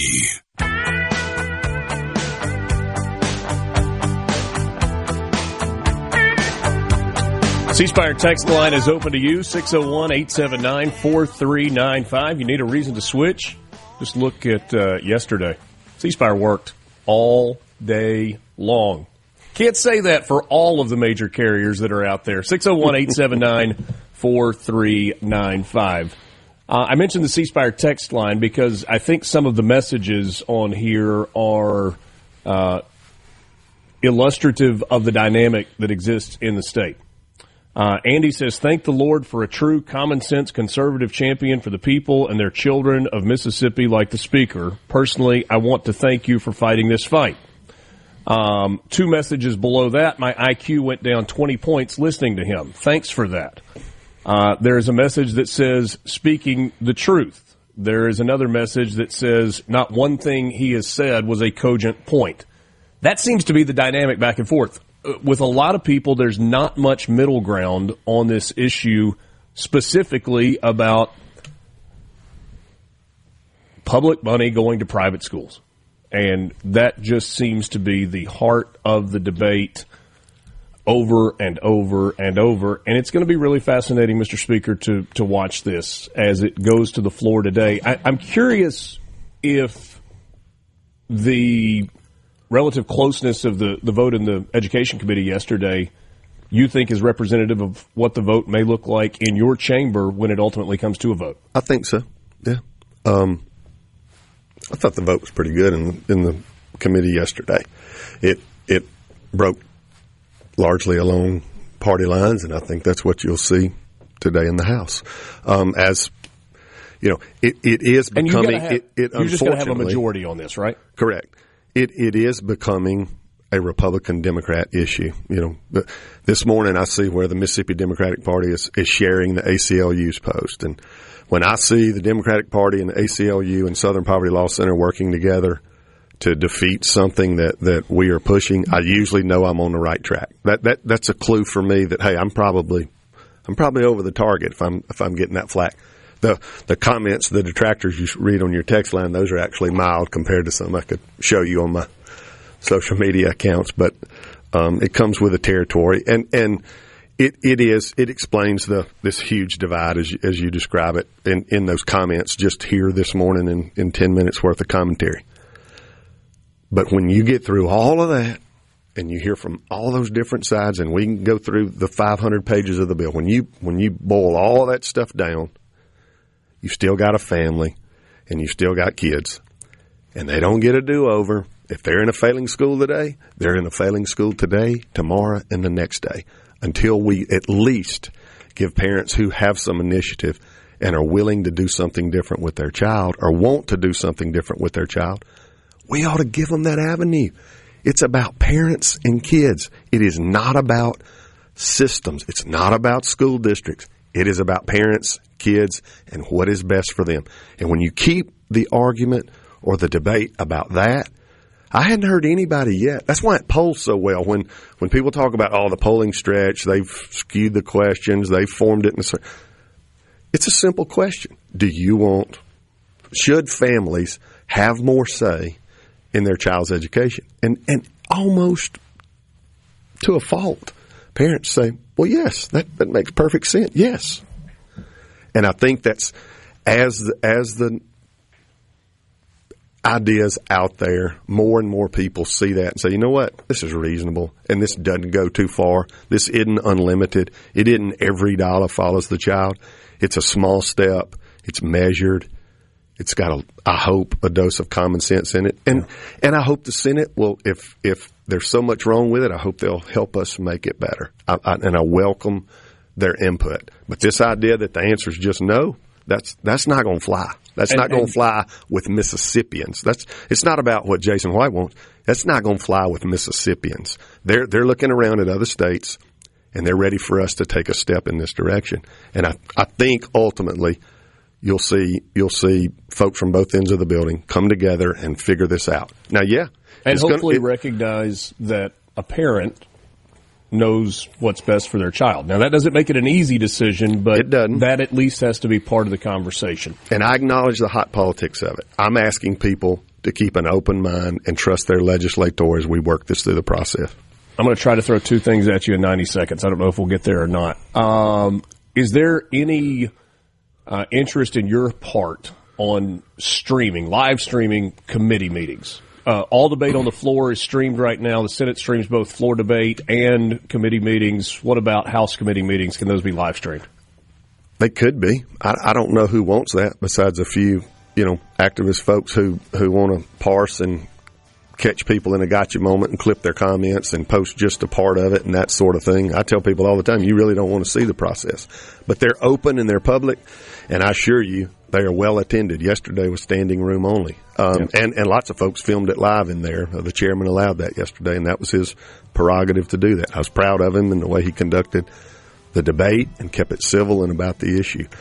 There's nothing to hide up there. There's plenty of transparency. It is an open public building, and all of our floor debates are filmed entirely and online and available to the public. And they're archived for people to go back and look at them. Last thing, is the legislature going to push the IHL to change its funding formula to make it performance-based and reward success? I think that conversation is coming. It's a tough conversation because nobody wants to acknowledge we've got some universities that are going to have to do different or play a different game. Thank you for your time, sir. Thank you, sir. SuperTalk Mississippi. You heard it here first. Mornings with Richard Cross. Here comes the news.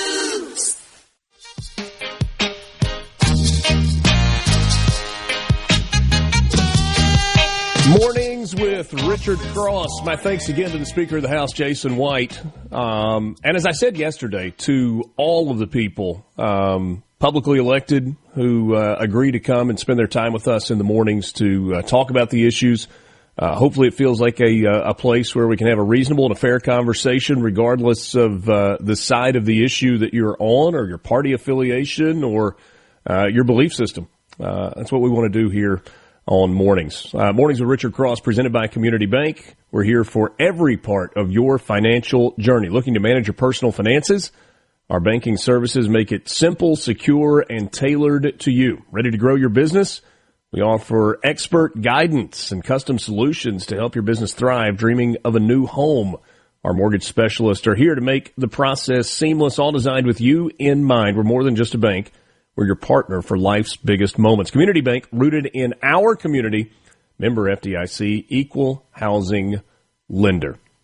I appreciate all of your messages on the C Spire text line at 601-879-4395. We will try to get to as many of those as we can. But right now we have another guest in studio in Jackson, Dr. Dan Edney. Just going to mispronounce your last name. It's not a really difficult one. He is the state health officer, the Mississippi Department of Health. Good morning, sir. Always a pleasure. Good morning, Richard. Always glad to be here with y'all. Thank you, sir. You want to weigh in on school choice, or do we just need to jump into some health topics? Let's go to health. Let's less controversial for a change. How about that? Well, I don't know about that. Probably depends on who you ask. Some new guidance from USDA. If you were in a classroom in the 1990s, you probably remember the food guide pyramid. They had all of these illustrations. My mother for 25, 30 years, worked on campus at Ole Miss at what was the National Food Service Management Institute and eventually became the Child Nutrition Institute. And so I very vividly remember the food guide pyramid. The food guide pyramid has been turned on its head in terms of what children need to be eating and amounts and quantities and types of foods. What can you tell us about this new guidance? Yeah, and I'm not a nutritionist, so I'm not a subject matter expert. I do agree with a lot that Secretary Kennedy is doing in terms of promoting proper nutrition, exercise. We must get the obesity situation under control, especially childhood obesity, which is costing the state of Mississippi a lot of money and a lot of premature death related to obesity in our state. Focusing on protein, less processed foods. I do have some concern about the amount of fat that is in the new recommendations, but those are things we can balance out. But I appreciate putting the focus back on nutrition, which is what we need, but not just nutrition, but increased activity levels. And, I wish they would do the food pyramid on top of child exercising. So those things must go, hand in hand. So, whole milk is wholesome and good. It does add to the fat content for the day. So as long as we're cutting fat back in other areas, then I definitely think we can make it work. And I would defer to my nutrition specialist in terms of, how revolutionary it's going to be going forward. But I do appreciate the conversation being changed. I think you and I visited briefly about this the last time you were on with us, but one of the things that you mentioned the exercise piece, and I guess I'm like just reliving my childhood. I mean, I remember the president's physical fitness test. Right. And that was something that was part of PE classes, and you got a certificate when you were able to jump rope a certain amount and do a pull-up and push. I don't remember what all exactly was in it. There's some discussion, and maybe even has been formalized that is coming back. It is, yeah. The governor gave an executive order that it would be coming back. The president has been recommending it, and both myself and Dr. Evans at Department of Education are to generate reports to help the governor lead us to bringing it back. And I'm all for anything that increases the activity level of our K through 12 kids. We had to learn the need for driver's ed and bring driver's ed back, and we're having to relearn the need for physical education and activity during the school day and bring it back. And the MDE has always had programs like Move to Learn, which increases the activity level of children during the school day, but it's not uniformly administered. The accountability piece at the school district level, has not been what it needs to be. Certainly the funding that the MDE and the school districts need to make it work has not been there. So there's a lot of conversation in this session of investing, especially Rural Health Transformation Grant money, that $206 million that was awarded to the state for this coming year. Part of that application was improving nutritional education and physical education and activity levels for our K through 12 kids. So, MDE is all in, Health Department is all in, and I think the governor's office is all in making this happen. I joked a second ago about you weighing in on the education topic, but I actually think there's one place where maybe health and education tie together, and that is cell phones in the classroom. There's been a lot of discussion about whether or not those should be taken out of the classroom altogether, a ban on cell phones for school-age children at school. That is not part of either of the proposals that we have seen.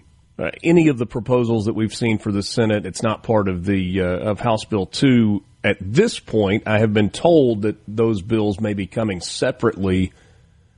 Does that factor in for you? I mean, would eliminating cell phones for K through 12 students at school have any sort of a health factor that you would be on board with that going away? Yeah, and I actually served on the legislative task force for mental health for K through 12 that was summer before last, and that was one of the recommendations that came out of the task force. We have to mitigate the amount of time our children are spending on social media, and that cell phones are dominating their lives, and it's contributing in an adverse way to the mental health issues of our children, but it also makes them more sedentary. So there are a lot of reasons why to really curtail cell phone use, and certainly during the day, during the time that they need to be attentive to their classwork. But it's interesting to hear the students talk about, they really start to go in withdrawal when they know they cannot access their cell phone. And that's related to the dopamine surge that we all get with our screen time. And the kids really talk about, how anxious they get when they are kept from accessing separated from their phone. It really is. It's a thing. So it didn't occur last session. I know it's going to be brought up again this session. But from a mental health and physical health standpoint, I think it'll be beneficial for our kids.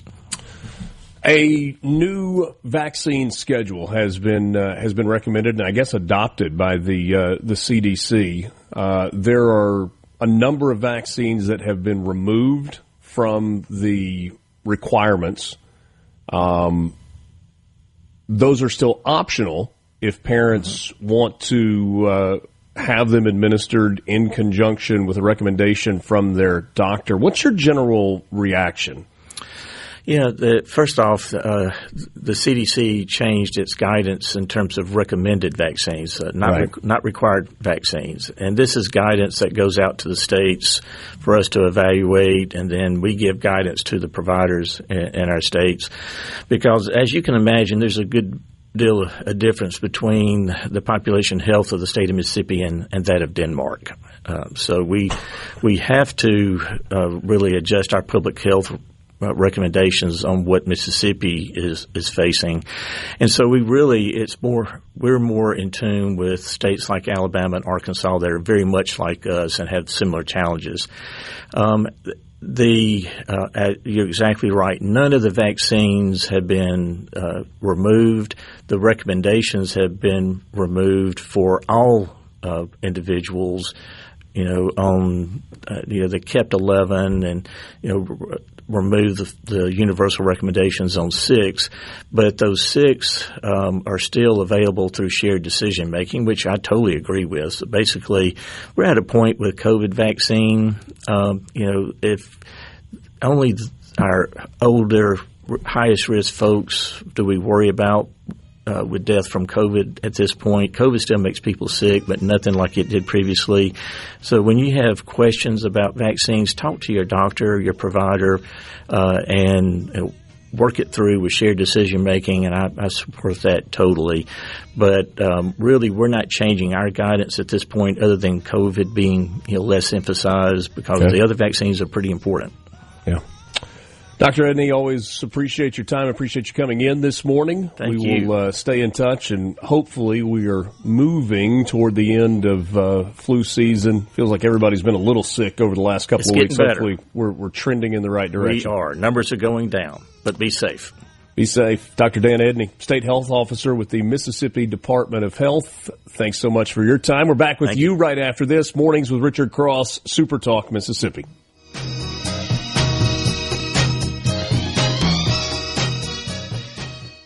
From the Venable Glass Traffic. Check this out. Now, what can be offered to you?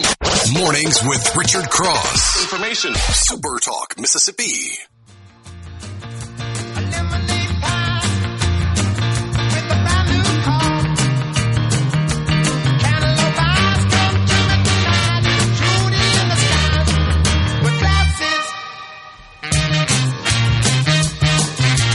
Back with you, Mornings with Richard Cross on Super Talk, Mississippi. If you're in the market for land, whether buying or selling, David Fisher Land Company is the place for you. You can check out their website, davidfisherland.com, see the listings that are available all over the state of Mississippi.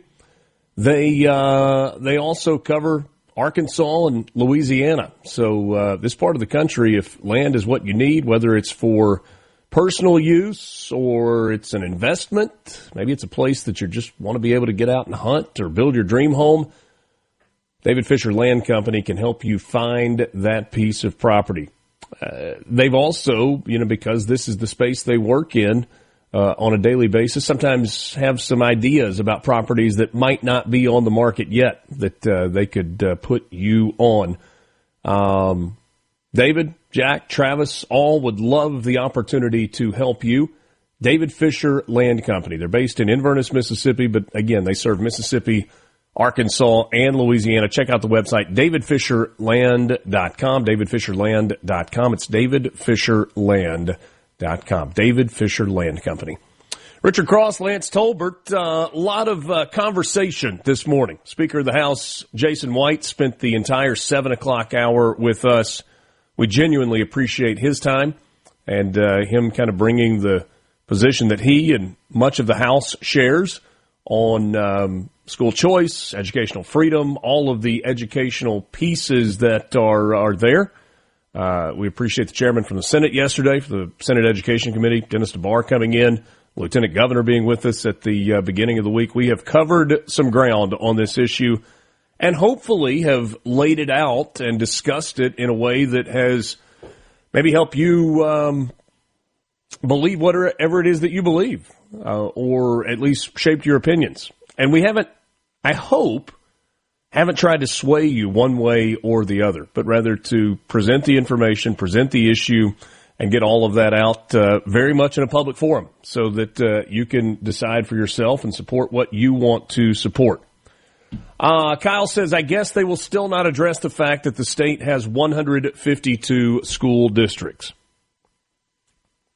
It does not appear that that is high on the priority list for the legislature.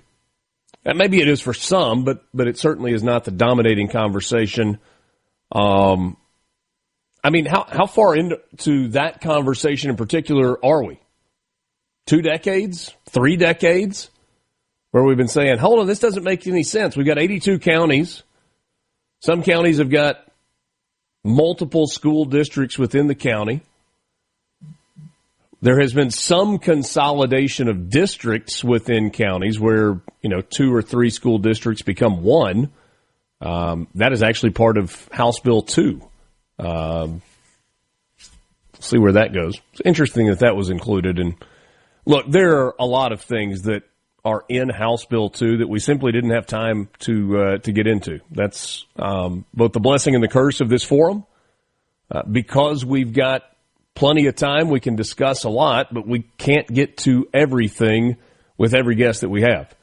I tend to be of the opinion that 82 counties should have 82 school districts. But that doesn't work everywhere. Go ahead. I'm sorry. No. Just maybe kind of wrapping that point up is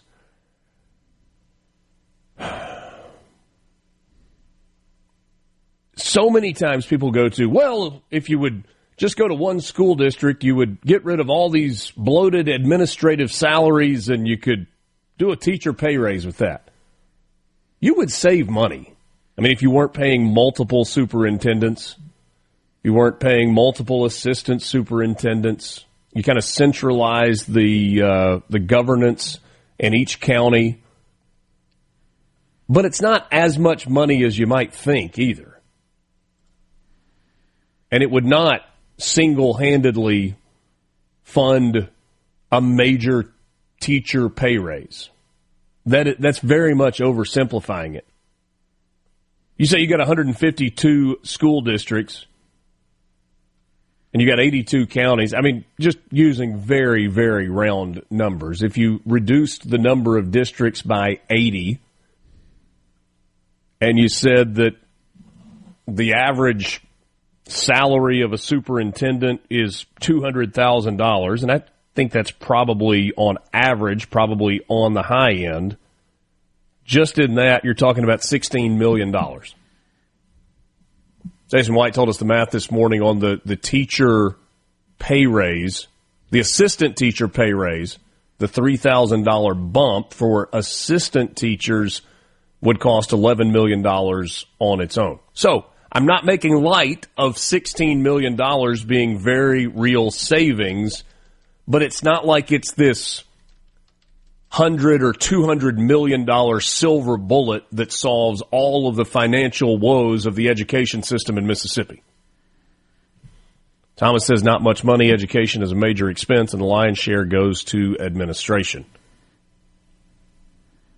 Well, one thing I was going to mention there was just quickly, graduation rate in the state of Mississippi is about 85%. National average is around 87%. 457,954 students, 31,063 teachers.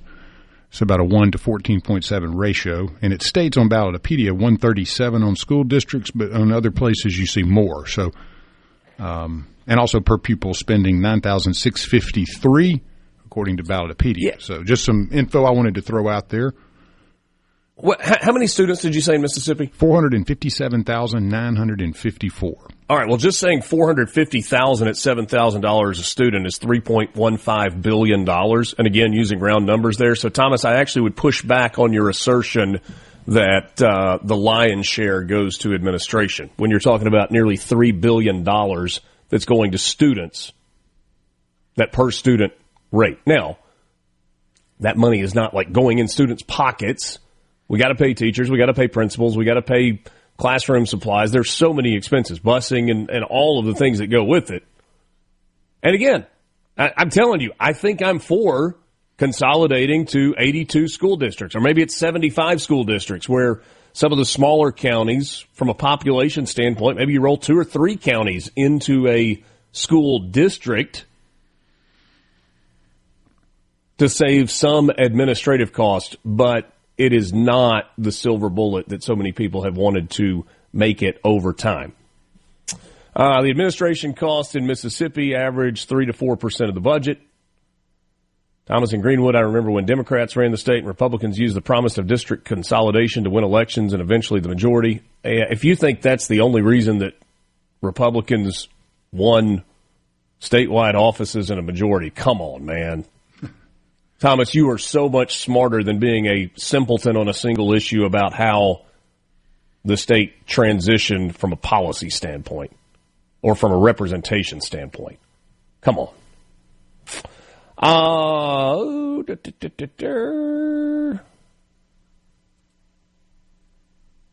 Trying to go back to some of your messages that came in while we were visiting with Speaker White. Public money goes to private schools every day. It's called Pell Grants. Yes, there are lots of examples of public tax dollars, your tax dollars, going to fund at least parts of private education. Will private schools be required to accept all students, special needs, English learners, behavioral issues like public schools? They deserve opportunities as well. Will there be requirements to provide documented academic and behavioral interventions for all students? Testing is not something public schools necessarily want. It is required by federal and state guidelines. No, private schools will not be required to accept all students that apply to be with them. Private schools have capacity issues. Private schools have guidelines for acceptance. Sometimes those are academic. Sometimes those are behavioral. They are still private schools. And there will still be tuition costs. And more times than not, this $7,000 number that would follow the student wouldn't cover the entirety of private school tuition.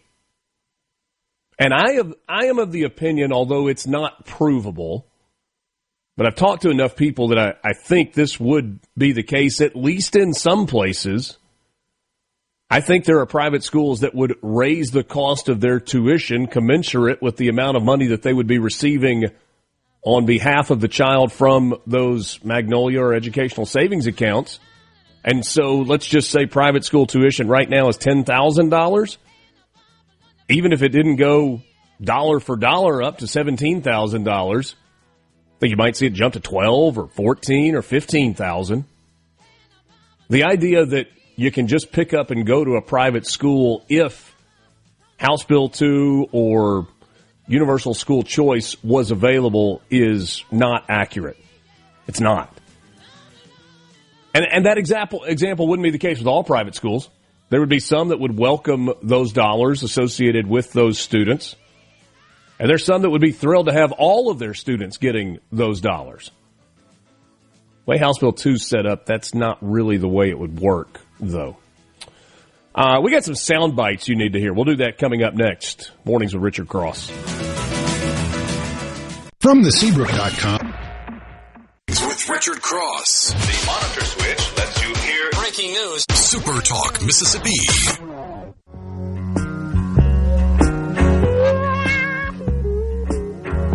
Great mama, where you been so long? You been hiding out, I know that's true. Great mama. Appreciate you being with us on this Thursday morning, middle of the month of January the 15th, 2026. Richard Cross, Lance Tolbert, thanks for joining us. Tony had some audio clips. There was a lot that happened yesterday at the national level. We obviously this morning have focused on things that are happening at the Capitol as the education debate really hits its stride today.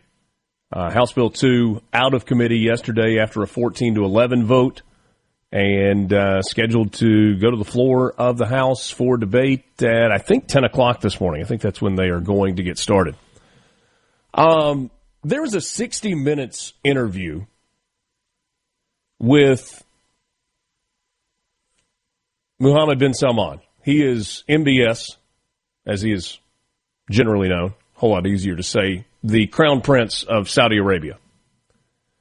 He was interviewed by 60 Minutes, and this goes along with, Lance is going to get mad at me for using this title. How big a deal is it to remove the supreme leader, the Ayatollah, in Iran?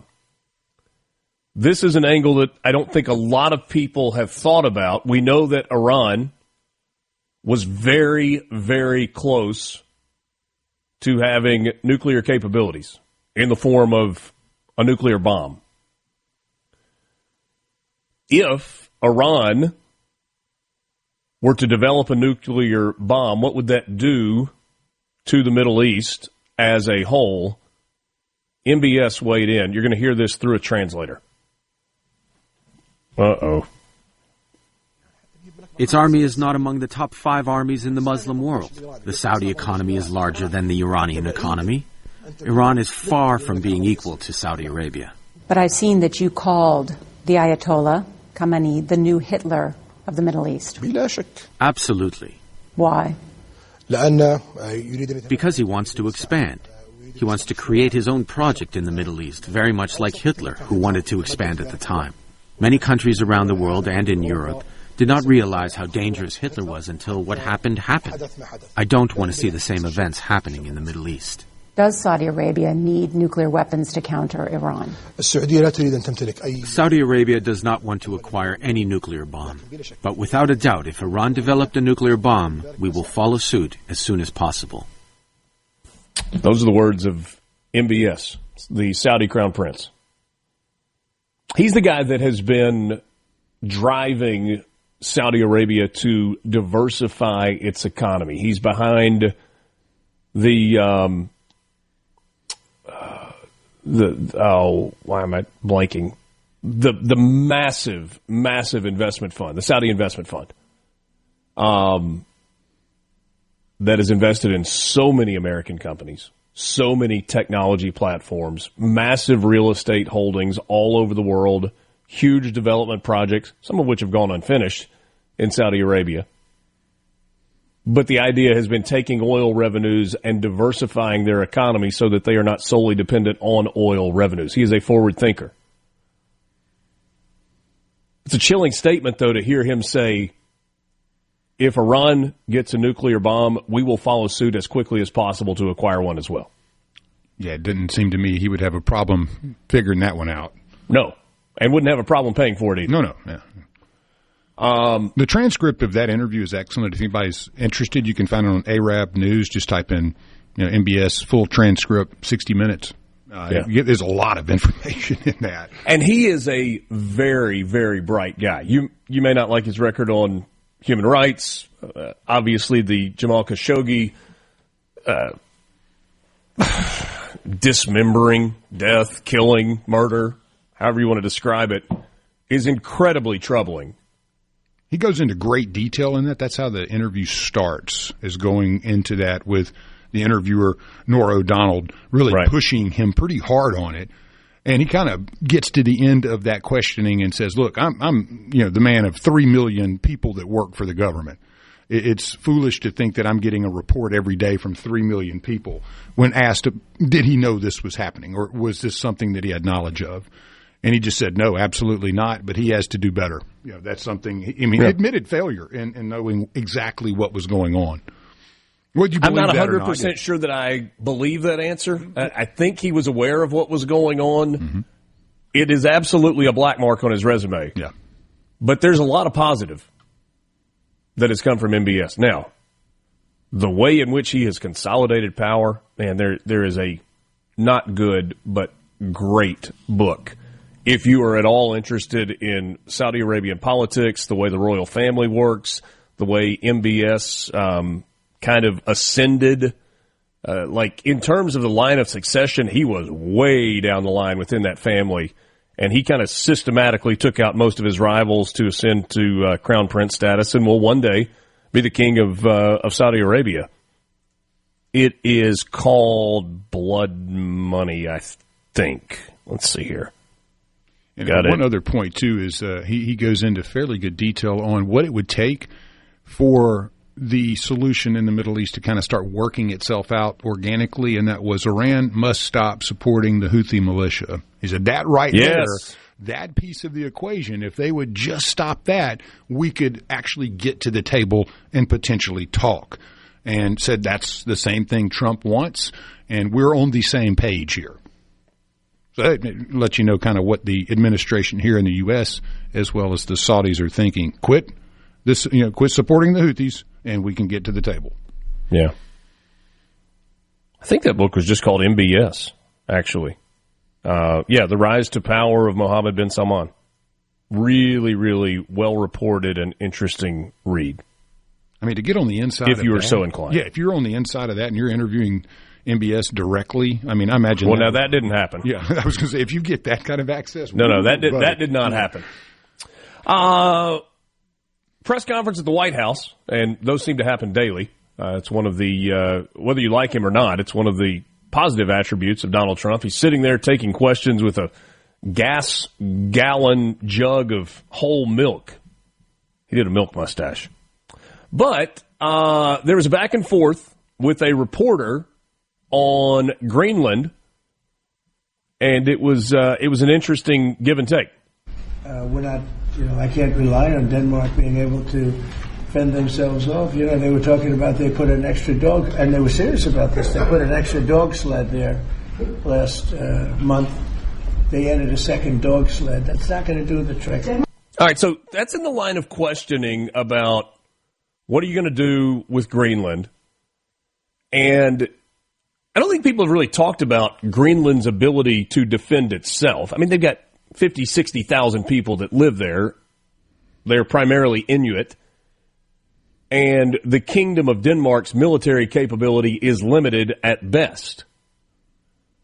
Feels like some of the security guard teams that you see at football games could probably put up a pretty good fight. That's not fair. That's not fair to the Danish army, but you get what I'm saying. You see those army of yellow jackets, and you're like, well, I mean, could they handle Denmark's army?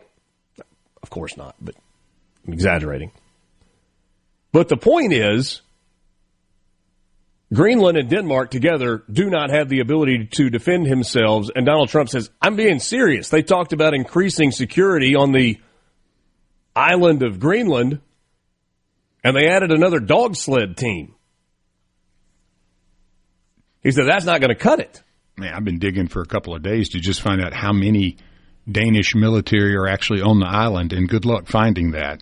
Yeah. I mean, even a number, you're not going to find that, not unless there's something I'm missing. But, Lance, the larger point in that is we talk about the strategic significance of Denmark. And, the United States, are they going to take it over? They're going to use military. You don't think Russia and China are also looking at Greenland going, that sure is a strategically significant spot? You know they are. And it may not be in our DNA to go take over a country.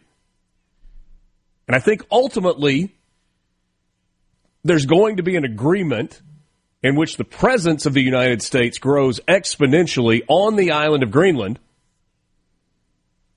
But you think China or Russia would bat an eye at the idea of taking over and occupying the island of Greenland? Big island, but an island nonetheless. They absolutely would not. I think they would they would put all their effort into it. And Russia, they've got a bunch of icebreakers, so they're circling the Arctic pretty constantly right now. New trade routes are opening as the ice kind of thaws and opens up. So, my opinion on Denmark, I'm like, hey, park a battle group out there, ask questions later. Just say, hey, we're protecting you now. Hey, last one for you, and this is just funny. I don't even know what he says. Like, I completely tune out when Tim Walz talks because he's an idiot. But this was funny. He was very serious address to the people of Minnesota and had some problems. The federal government is raining down upon our communities. What's happening in Minnesota? 2,000 to 3,000 armed agents of the federal government have been deployed to Minnesota. How about that audio mix? Masked and undertrained ICE agents are going door to door. It's pretty clear that the audio engineer for Tim Walz attended the Quality Leering Center in Minneapolis. I can't take credit. That was a response I saw on Twitter. It was kind of funny. We'll wrap it up with you next. Mornings with Richard Cross, Super Talk, Mississippi. From the Venable Glass. MRC. Mornings with Richard Cross. Let's get on with the show. Check it out. Super Talk, Mississippi. But she always knows her place. She's got style, she's got grace. She's a winner. She's a lady. Oh, she's a lady. Talking about that little lady. And the lady is mine. Thank you for spending part of your money. Not your money. Your morning. We're not asking you to spend your money with us. Just your morning. We need your time, which might be your most valuable asset. Thanks again to Speaker of the House, Jason White, for joining us for the entirety of the 7 o'clock hour. If you missed any of that conversation, it will be available to you. SuperTalk.fm in the on-demand section. You can listen there. You can go back and listen to the show as a podcast, so it's convenient for you. Lance probably going to cut some of those clips up where they're easily digestible as well. Most definitely. All of our social media platforms, YouTube, it's everywhere. And if people haven't tuned into that, I cut up a bunch of, 2-minute, 1-minute, 3-minute clips to kind of make it a little more bite-sized for the whole interview. So if you haven't taken advantage of it, please go out and take a look. And the best place for people to grab those is where? Well, you can get them at supertalk.fm, and you can also find them on YouTube and many other places, I'm sure, as our team is pumping that out, getting them to you as quickly as they can. Yeah. Trying to make sure that those are going out on the Mornings Cross Twitter feed, X feed. I think I do a pretty good job, man, honestly. I absolutely agree. You make it easy. I was giving you the opportunity for a little self-promotion there. Yeah, no, you do a great job. Behind the scenes. An interview is difficult, and I won't be long-winded, but you do a great job of getting points out. I think our guests really appreciate the conversation, both sides being taken care of, and I love going back and listening and going, man, that was really good. So it's a pleasure to get to cut it up. Thank you. I appreciate that very much. Minnesota is a mess. I mean a mess right now. You had the Nick Shirley pseudo-documentary, investigative video piece maybe is the better way to describe it, where, the Quality Leering Center, you had all the children's daycares that were getting state money, federal money, but they didn't have any kids that they were actually housing. Big old fraud. Well, he went back again and they started really looking at the transportation space. The companies that are providing transportation for medical appointments, business appointments, whatever, also getting federal and state money, not doing anything with it other than lining their own pockets. If you want to watch that, you may. You have the riots and the protests that are happening in Minnesota in response to the shooting of Renee Good. You know, the woman who tried to run over an ICE agent?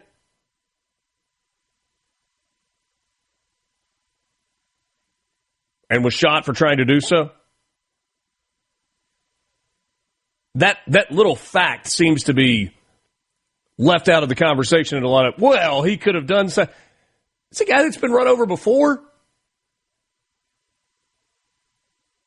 who he and his team are giving an order for the woman to get out of the car, and they're trying to get her out of the car, and she's on ice and hits the engine, and it actually revs up and the tires spin before it actually starts moving. And, oh, by the way, medical reports say that his injuries included internal bleeding. But because you didn't see the rubber of the wheel bounce over his head, well, he wasn't really run over. There was no real threat. Oh, really? You ever stood in front of a moving car with somebody who's agitated and was already a problem where she was blocking the road and trying to allow it to be easier for protesters? And she got shot, which is what happens when you threaten law enforcement with deadly force. And yes, a vehicle is lethal and deadly force. And she paid the ultimate price. She lost her life. And so you got protests all over the place. Doesn't matter how she died, it was ICE. Yes, ICE doing their job. Immigration and Customs Enforcement. Literally their job. And now you have the state of Minnesota putting laws in place. This was, I think I lost it. I don't know if I'm going to be able to get back to it in time. But Minnesota putting their state legislature putting in place laws to combat federal law enforcement in their state. Which, by the way, completely and fully opens the door for the President of the United States to invoke the Insurrection Act and come back all over with National Guard and military presence if necessary to get the rioting, the burning, the looting under control again. You know, it had been a few years since Minnesota had decided to destroy itself, decided to run it back. It's disgusting. And that guy was not too terribly far from being the Vice President of the United States of America. Renee Good may not have dodged a bullet, but the American people certainly did. Thanks for being with us. Mornings with Richard Cross, SuperTalk Mississippi, streaming online at supertalk.fm and SuperTalk TV. We hope you have a wonderful Thursday. Talk to you later. Mornings with Richard Cross. A SuperTalk Mississippi media production.